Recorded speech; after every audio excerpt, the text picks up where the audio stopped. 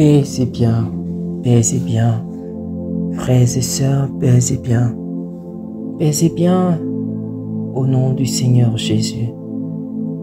Paix et bien à toi mon frère, paix et bien à toi ma sœur, paix et bien à ce Dieu, de la part de ce Dieu qui nous aime et qui nous donne de voir les merveilles qu'il accomplit dans nos vies. Oui, la paix et le bien à toi, à ta famille, à tes amis. La paix et le bien de la part du Seigneur Jésus, qui te bénit et qui veut te bénir à travers ces saints, à travers le cortège de tous ces saints que nous connaissons. Tous ces saints qui sont au ciel et qui lui chantent Saint, Saint, qui adorent sa gloire, sa majesté, sa sainte présence. Oui, mon frère, ma soeur, c'est cette présence que nous voulons. C'est cette présence que nous devons désirer. C'est cette présence que vraiment nous devons, à laquelle nous devons soupirer chaque jour, comme mon âme soupire après toi. Mon âme soupire, soupire, que notre âme soupire. Que notre âme soupire après ce Dieu. Oui, c'est Dieu qui nous aime, qui nous donne assez de saints. Oui, mon frère, ma soeur. En parlant de saint, nous pensons à un saint particulier. Un saint qui est connu de beaucoup de gens et qui peut-être n'est pas connu de certains. Connu dans une certaine mesure pour certains et que ne pas inconnu pour certains. Ce saint, c'est ce saint que beaucoup de gens appellent Padre Pio.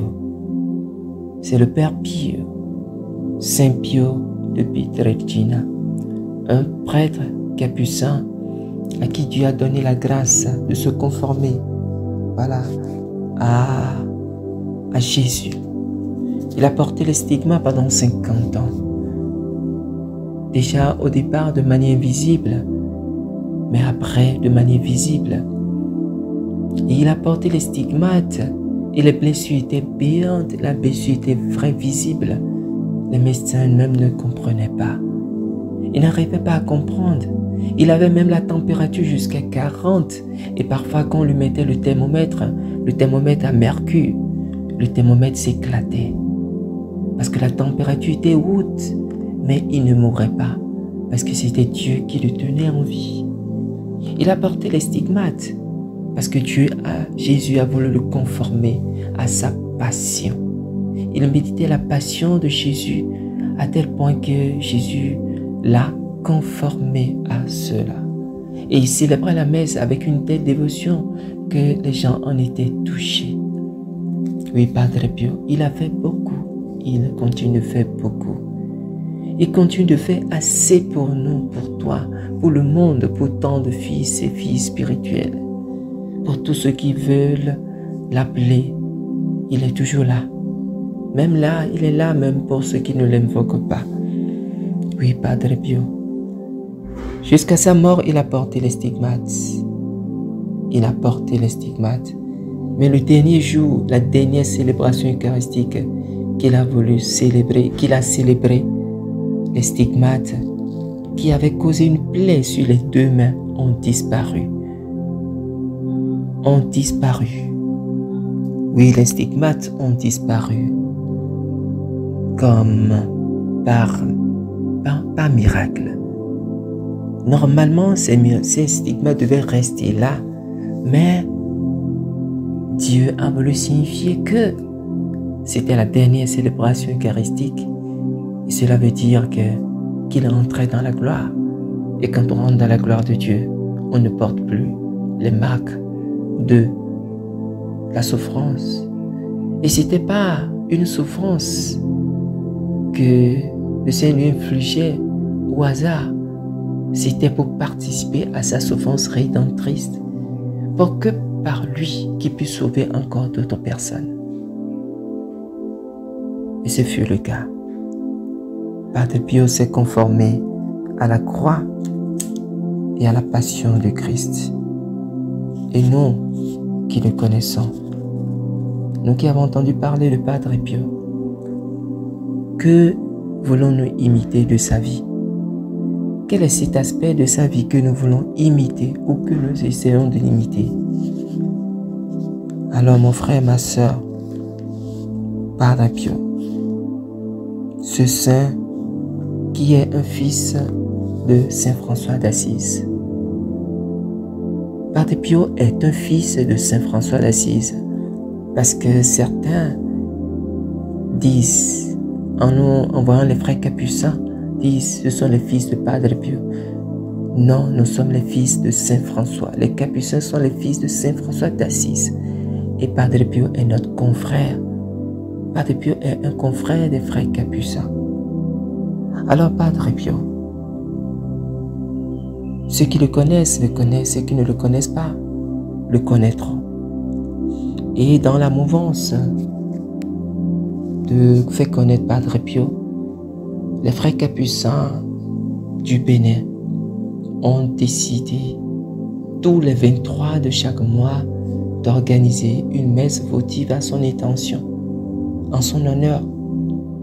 Et cette messe votive, principalement, pour ceux qui le connaissent, se déroule sur certaines paroisses confiées aux capucins, mais spécialement à Donatin à PK3, à Cotonou. Tous les 23, il y a toujours la messe en l'honneur de Padre Pio. Et cette messe est précédée des exercices spirituels de Padre Pio. Et cette messe a commencé il y a déjà un bon moment. Et cette messe, maintenant, a traîné draine tant de fidèles qui expérimentent l'amour, la présence de Padre Pio, le secours de Padre Pio. Et dans ce sillage, permettez-moi, chers frères et sœurs, de vous lire un témoignage. Le témoignage d'une dame qui a fait l'expérience de Padre Pio. Je vous lis exactement, au plus ou moins, son témoignage. Oui, c'est une dame dont nous préférons taire le nom.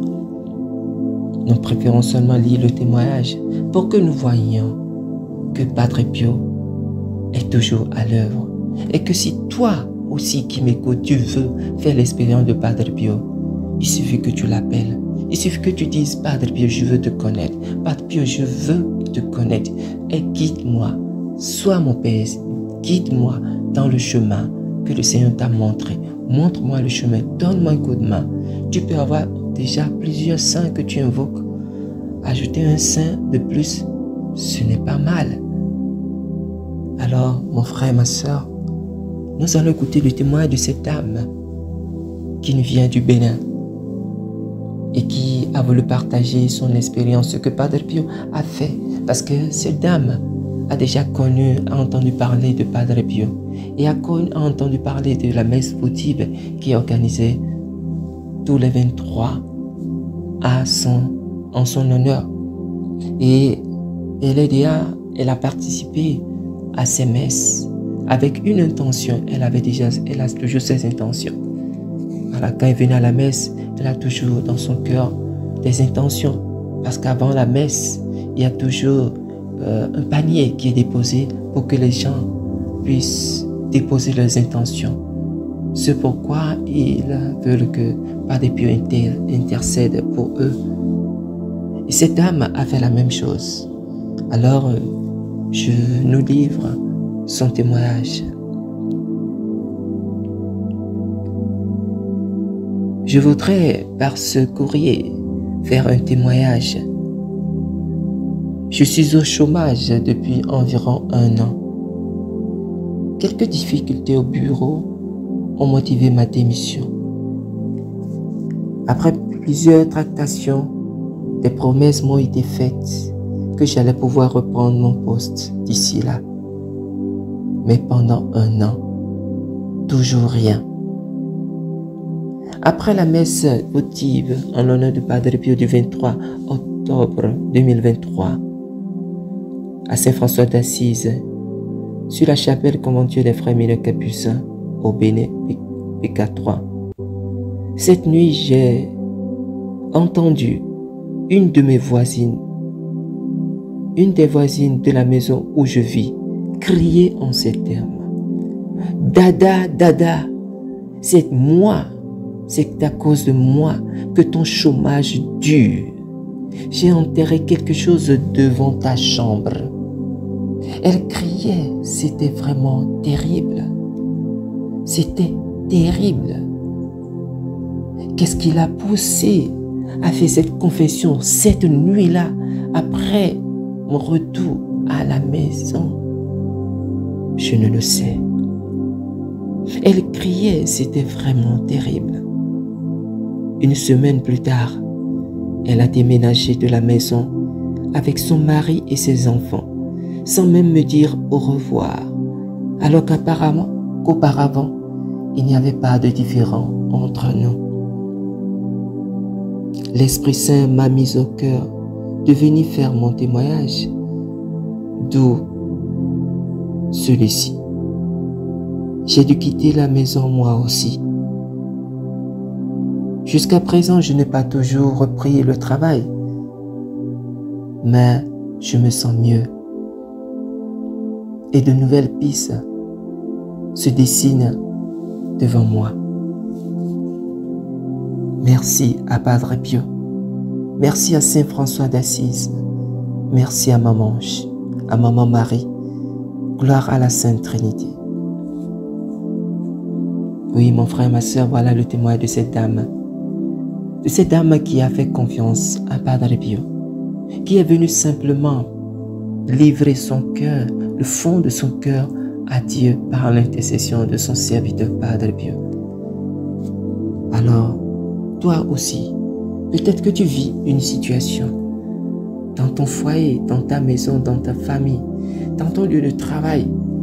Peut-être que tu es opprimé, oppressé.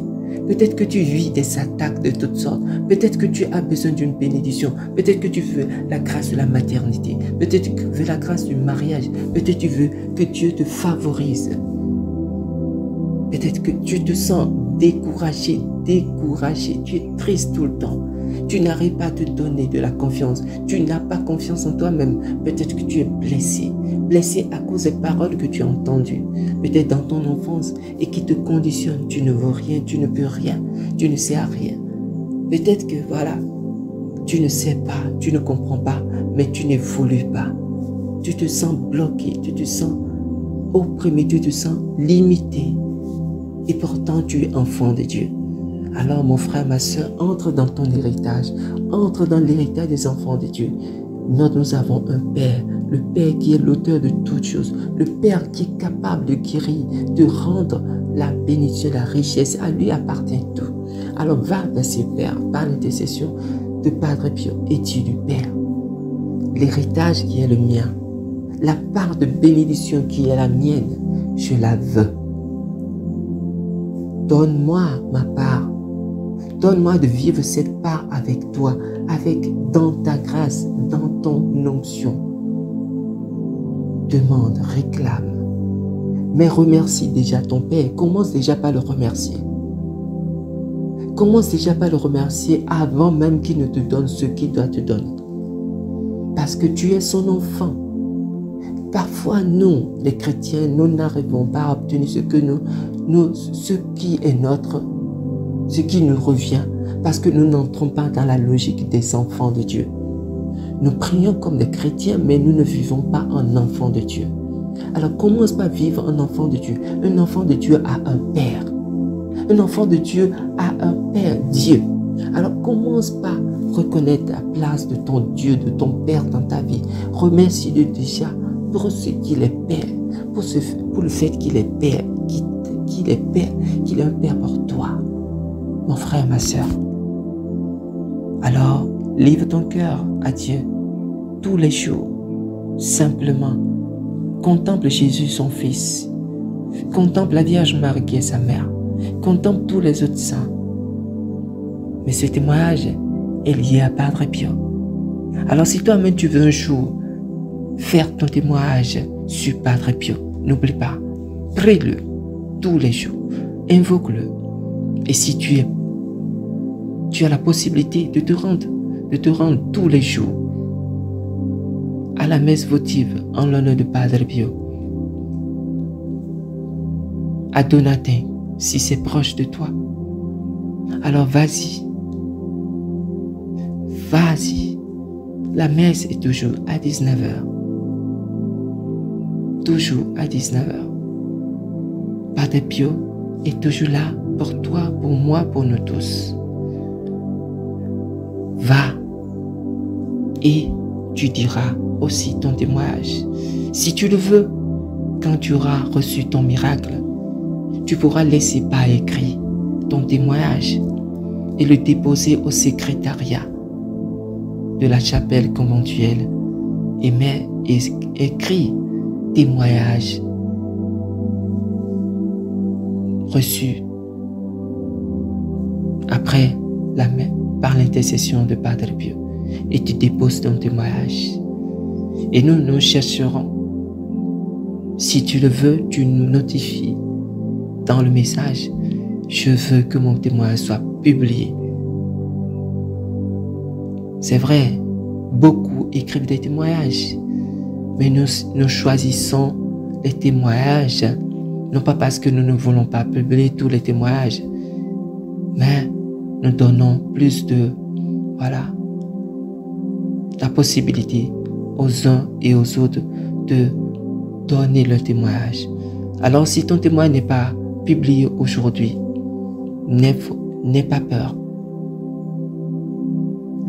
L'important est de prier, de rester attaché à Dieu, de prier Padre Pio, de l'invoquer, de confier la nation béninoise, de confier toutes les nations du monde, de confier tous les pays, de confier toutes les familles, de confier ta famille, de confier ton quartier, de confier tes amis, de confier toutes les personnes que tu connais à Dieu.